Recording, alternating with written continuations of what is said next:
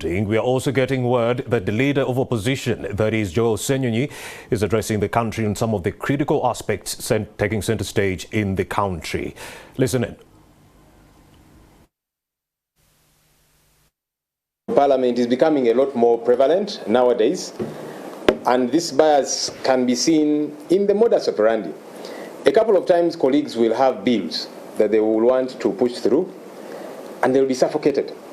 Last year, the Honorable Odria of Aringa wanted to table, first of all, notice, to give notice, and he gave notice, and he wanted to be given leave of Parliament eventually to bring amendments to the Administration of Parliament Act. His concern for him at the time was commissioners, because he was saying, I also would like, or anybody else from the NRM side, to become a commissioner among the three of the NRM.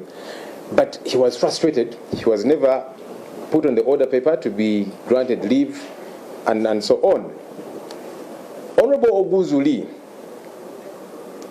about 2 or so months ago, gave notice and wanted to seek leave of Parliament to amend the Administration of Parliament Act, but that did not happen.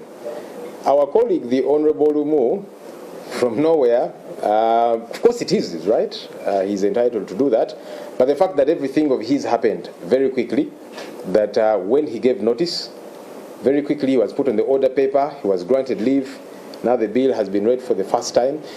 It is very concerning when, as a presiding officer, you operate that way. You seem to have interest in particular matters, and yet you're denying other colleagues the right that they do have, which is problematic. Because you see, when you look at the schedule, the bill was now sent to the Legal and Parliamentary Affairs Committee. When you look at the schedule of the Legal and Parliamentary Affairs Committee, they want to process this bill in 3 days. That rarely happens. Everything is being done at a supersonic speed, and according to the schedule, Tuesday next week, they want Parliament to conclude the matter. That's when now it will be tabled for its final reading, and so on. Why the hurry? Madam Speaker, why do you seem to be very interested in this matter? And that's what colleagues were asking yesterday. That's what all of us are trying to establish. Do you have particular interest in this matter? It's a question that hopefully we'll get an answer to it. The thing about Honorable Lumu's proposal, like I've said, it is his right as a private member to bring through a bill such as this one, but he has consulted opposition political parties.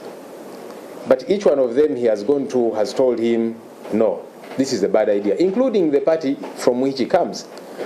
So how can he say that he's doing this for the good of the opposition when the political parties that belong to the opposition have all told him this is a bad idea? So it is very clear who Honorable Lumu is working for in regard to this particular matter. Now, for our colleague not to be bothered about certain critical things, whether it be corruption, poor service delivery, bad governance, and so on, but for him and a few others, the biggest challenge our country is having is the leader of the opposition and how he gets to be in office. So that clearly shows you that these issues are not of concern. This person who is talking about them, this Ssenyonyi, is talking about corruption, bad governance, poor service delivery, and so on. This person is the problem. We need to see how we fix him. And clearly, he's having those who are aiding him. There are people that were not happy that Ssenyonyi became leader of the opposition. They continue to be unhappy.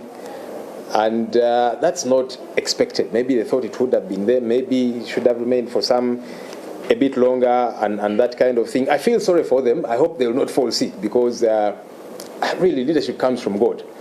But even more importantly, Ssenyonyi is not meant to be leader of opposition forever. No.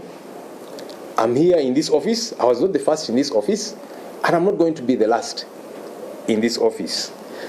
But what's important is, while I am in this office, I will execute my duty to the letter. I will keep the government in check.